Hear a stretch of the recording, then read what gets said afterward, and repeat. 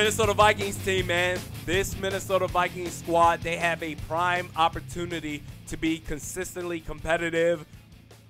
Dare I say, a championship contending team for the next 3 to 5 years-ish, despite whatever quarterback they have under center. So I know the constant debate within Vikings Nation is, will Kirk Cousins, will he be the Vikings quarterback beyond his third year when his contract runs out? So after the 2020 season, we have no idea. We'll see how it all plays out. Still, whatever happens with that, regardless whatever happens with that, this Vikings team, they can be one of the best teams in the NFL for the next couple of years. And to understand this opportunity that they have right in front of their face, we need to make sure we're painting the proper picture here. So whether you're running a Division I sports team, a professional sports team, a company for profit, a nonprofit organization, no matter what it is that you're running, you need to make sure that you're not only focusing on the short term, the now, you need to also focus on the long term, the later. You need to make sure you're focusing on the now and the later. Last offseason, Stefon Diggs got a contract extension, a significant pay bump to where he was basically one of the highest paid receivers in the NFL at the time of that signing. And I put out there out in the Twitterverse almost immediately saying, hey, the Vikings, they're going to have to take care of Adam Thielen too at some point, okay? Because if you're Adam Thielen at the time last offseason, you're like, you know what, I'm happy for my guy Stefon Diggs, but damn it, I deserve to get paid equal, if not more than him, because together we're the best receiving duo in the entire NFL, and I'm arguably just as good, if not better, than he is. Now, whether you think he is or not, that's a whole nother topic for a different day. And I got pushback for that. Well, Adam Thielen, he just signed a contract extension. It was a team-friendly deal. He needs to honor that contract and stop bitching and moaning. And then once the contract is up, then him and the Vikings can talk. Or, yes, they can take care of it, but it doesn't need to be within the next year or so. Well, they ended up taking care of it about a month or so ago, maybe a month and a half or so ago, which is essentially a year after Stefon Diggs got his contract extension. Again, the now and the later. You need to make sure your players are happy. Since Mike Zimmer has came on as the head coach for your Minnesota Vikings starting in 2014, his primary focus for the team has been on the defensive side of the ball. And to his credit, the defense, he's done a marvelous job turning the defense around. I remember prior to his arrival, we ran a basic-ass Tampa 2 defense. Didn't matter whether we were going up against a Hall of Fame-worthy quarterback or a crappy-ass quarterback. Didn't matter. Every single quarterback would pick this defense apart. In fact, 2013, the year prior to his arrival as head coach, this Minnesota Vikings defense, they were second to last in the entire NFL as far as total defense is concerned. Since that time, since Mike Zimmer has been the head coach 2014 on, so considering the 2013 year as well, they were the second to last defense in the NFL going into 2014, 14th in the NFL, 13th, 3rd, 1st, and 4th respectively. It's pretty great. It's pretty damn good. When you look at the defense, this is awesome. This is fantastic. When you look at the overall team performance, though, there's still overall a lot more questions than there are answers, primarily on the offensive side of the ball. Now, there's really two sides, actually really three sides of the coin. Number one, the offensive line. The offensive line has consistently been crap, and so what are you going to do with that? That's more so on the GM than it is with Mike Zimmer. Second thing is the quarterback. The quarterbacks, you've gone through 4 quarterbacks in 5 years. You went from Teddy Bridgewater to Sam Bradford to Case Keenum to now Kirk Cousins. And that's really not even on Mike Zimmer. That's not even on Rick Spielman. That's more so just external circumstances beyond their control. No one could even just imagine or fathom that this carousel of quarterbacks that we've been going through would ever happen. Teddy Bridgewater goes down with a leg injury. Nothing you can do about that. You go out, you bring in Sam Bradford. When he's on the field and he's healthy, he's one of the top 10 quarterbacks in the NFL as far as throwing the football. But he can't stay healthy. You bring in Case Keenum, and he looks great, and then he goes on, he moves on, he gets a contract, not a contract extension. He gets a contract offer with the Denver Broncos. The Minnesota Vikings, they choose to move on from him, and he's now on his third team in the last 3 years. You then go on to Kirk Cousins. That's really not even on the head coach or the GM. Then there's the offensive coordinator side of the team to where it's like, okay, maybe the head coach can have some influence over that. As many quarterbacks as you have gone through, four starting quarterbacks in the NFL, you've also gone through 4 offensive coordinators. So Norv Turner, Pat Shurmur, John DeFilippo, and now Kevin Stefanski. And really, you can consider it Kevin Stefanski mashup with Gary Kubiak. So those are the things that you're looking at. Basically, the overall offensive side of the ball. That's where all the question marks have been. So again, the defense is great, but if you're trying to run just an all-out defense, the defense will take care of everything, and the offense, it doesn't matter. Just give us whatever you got, and that'll be just fine. The defense will take care of everything. You're kind of running a rare scheme to where it doesn't really pan out. So I looked over the last 10 years, the last Super Bowl winning championship teams, to organize or evaluate of those 10 championship winning teams, how many of them have been a primarily defensive-based team to where defense will take care of everything and offense, you know what, whatever it is that you can offer, we'll take it. No big deal. And the 2 teams that I found is the 2013 Seattle Seahawks and the 2015 Denver Broncos. That was actually coincidentally ran by Gary Kubiak. And even with those teams, there's a little bit of differentiation there. So with the 2013 Seattle Seahawks, they not only had a great defense, they had the Legion of Boom. Bro, that was a defense that was compared to, oh, this could be one of the best defenses in the entire history of the NFL. They were compared to the vintage Chicago Bears defense, the 2000 Baltimore Ravens defense. Like, they were smash mouth. They would stop you in your tracks. They consistently forced turnovers. They were a highlight reel of a defense, snap after snap of the ball. And not only that, with the Seattle Seahawks, with that Legion of Boom defense that they also had a strong running game with Marshawn Lynch. You then go on to the 2015 Denver Broncos. Great defense. If I'm not mistaken, they were the #1 defense in the NFL that year that they won the Super Bowl, if I'm not mistaken. But not only that, they really had a league average offense. They really, really did, despite going through a quarterback carousel, not even a quarterback carousel, a back and forth of Peyton Manning. And you know what? In fairness to the Broncos, they may have not been planning for this. They may have had to ad-lib at the time. When Peyton Manning got to the Denver Broncos, their offense was lights out.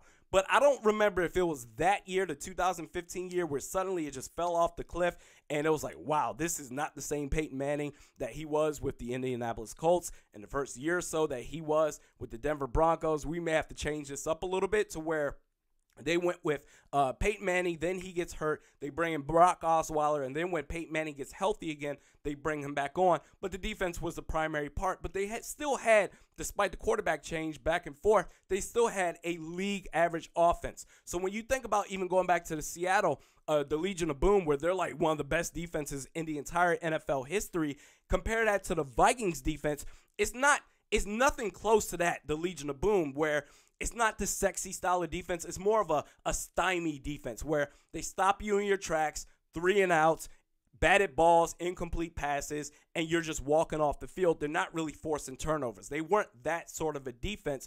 So if you're trying to focus on defense, everything, and offense, we'll see whatever you can get for us. But defense, that's all that matters. It's very rare that you're going to come upon that. So, again, 14th, 13th, 3rd, 1st, and 4th ranked defenses in the NFL under Mike Zimmer's leadership, pretty damn good, okay? You made the playoffs twice in those 5 years. So the first year it was a wash. Matt Castle, then Teddy Bridgewater, he was a rookie quarterback. You made the playoffs in 2015 with the 13th ranked defense in the NFL. That's because you paired that with Adrian Peterson leading the league in rushing that year. You also made the playoffs in 2017 with the first-ranked defense, but you also pair that with Pat Shurmur and the 11th-ranked offense in the NFL. that was a really, really good offense. It was still basic, but it was really good and really effective to where the other years, the third-ranked defense in the NFL in 2016 and fourth-ranked defense last year,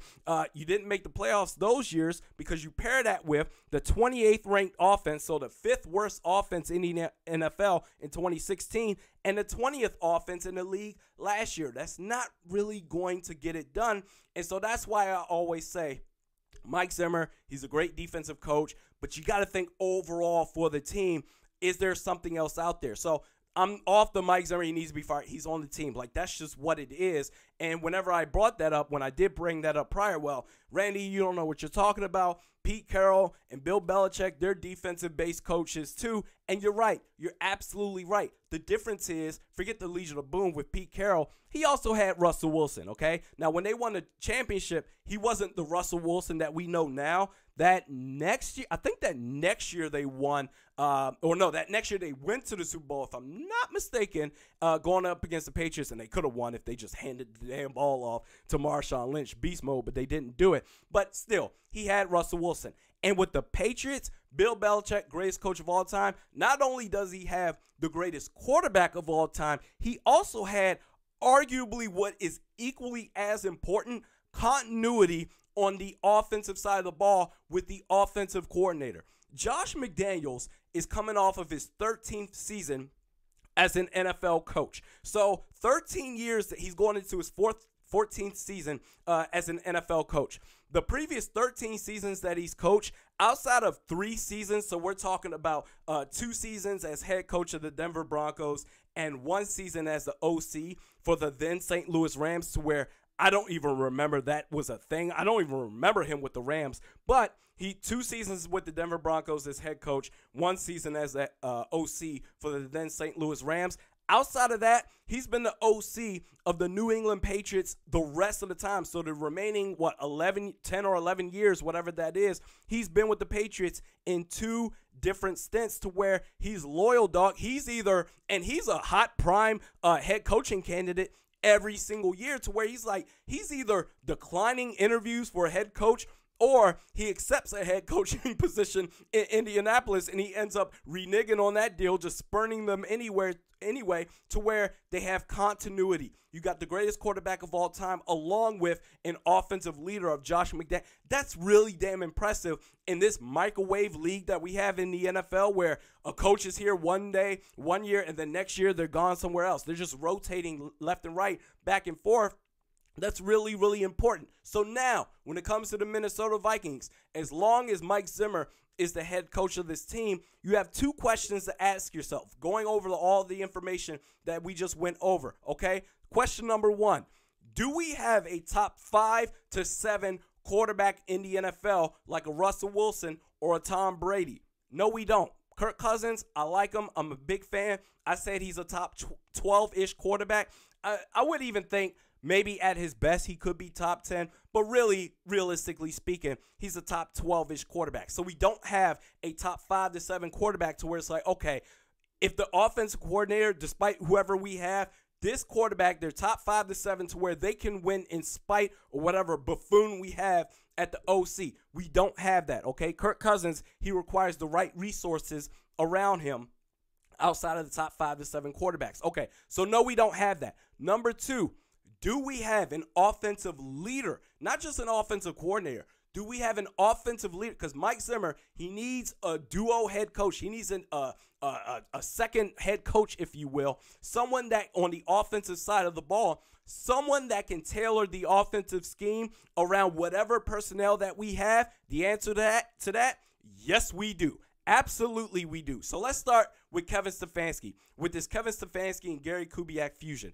Kevin Stefanski, he could turn out to be great. You got to remember, he's also going to be a prime head coaching candidate after this season. Remember, actually starting after the regular season ended for the Vikings back in January, he interviewed with the Cleveland Browns for their head coaching position. He only returned to the Minnesota Vikings after the Browns selected Freddie Kitchens as their head coach for them. So he came back. So who knows? Suddenly, maybe things will change. This will be a great year, and everything will be great. And be like, you know what? Kevin Stefanski, he might be like, you know what? I have a change of heart. I'm going to stay with the Vikings. Maybe he will do that. But you have to at least think that there's a flight risk there with Kevin Stefanski. Okay, fine. If he stays, great. If he goes, you know what? That's going to stick. Ideally, you're keeping both Kevin Stefanski and Gary Kubiak. But let's say even Kevin Stefanski leaves. You still have Gary Kubiak. And what's really interesting about Gary Kubiak is, you know what? He's a guy to where he's the co-head coach, but he's a guy to where he's more hands-on. I don't know. I believe Kevin Stefanski, if I'm not mistaken, he's going to be doing the play calling to where Gary Kubiak, he's developing the scheme and is like, hey, Kevin, run this, to where it's like, even if Stefanski leaves, regardless of whatever offensive coordinator comes in, he can be like, look, great job. You can call the plays. This is the plays we're going to run. You just call the plays that are appropriate as you see fit. I'm good with that. Now, if we can keep Gary Kubiak, because that's the thing.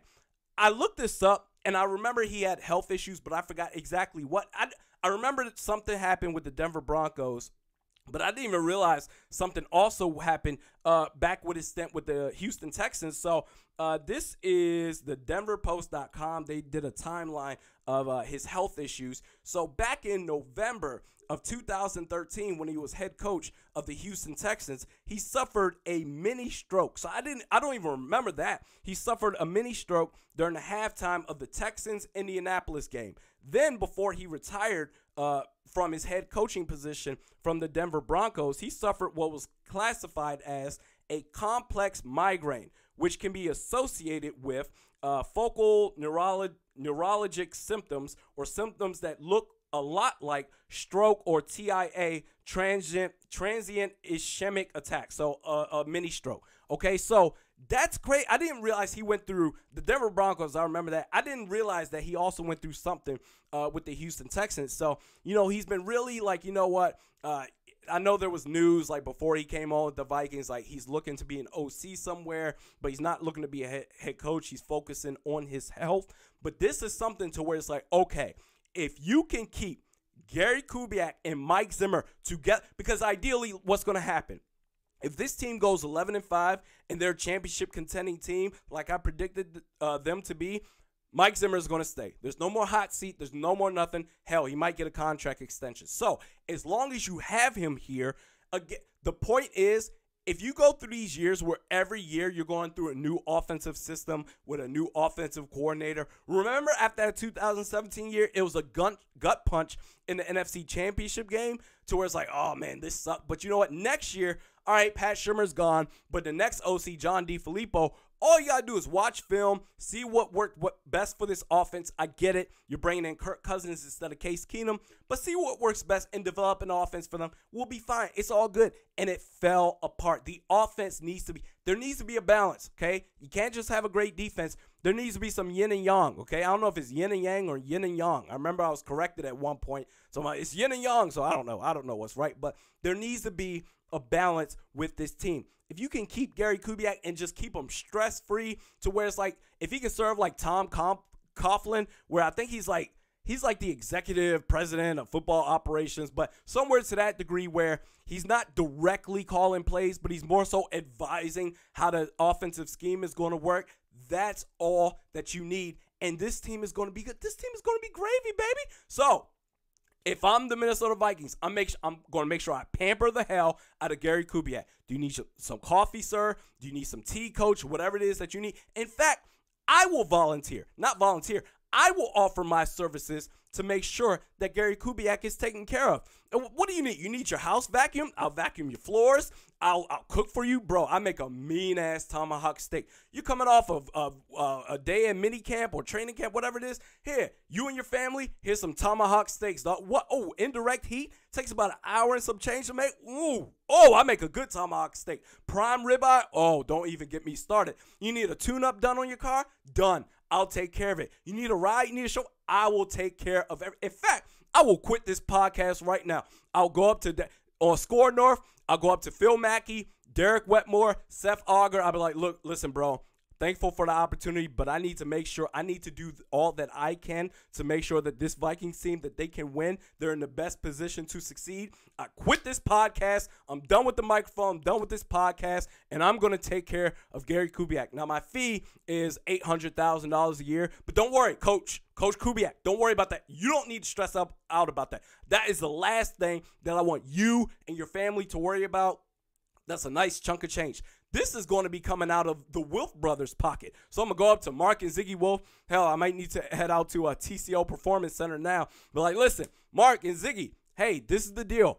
I am going to take care of Coach Gary Kubiak so that he's happy there. Unless Cubes is all of a sudden like, you know what? I missed the itch. I got the itch again. I want to get back into a head coaching position and, just run the team. Then that's something different, especially if they're going to keep Mike Zimmer. But if he's happy with the role that he's going to do as a pseudo head coach, but he can be behind the scenes and let Kevin Stefanski be the face of the offense and the offensive coordinator position, then that's fine. I think this team can be successful despite whatever OC. If you can keep Kevin Stefanski, that's fine. But this team can be legit despite whatever OC we have and despite the revolving door at quarterback that we might have. This is a real opportunity. Other than that, outside of that, you're risking the chance of going through what we went through last year to where it's like, okay, we're coming off a successful 2019 season, but Stefanski and Kubiak, they leave. So now we got to start over again. That's not going to get it done.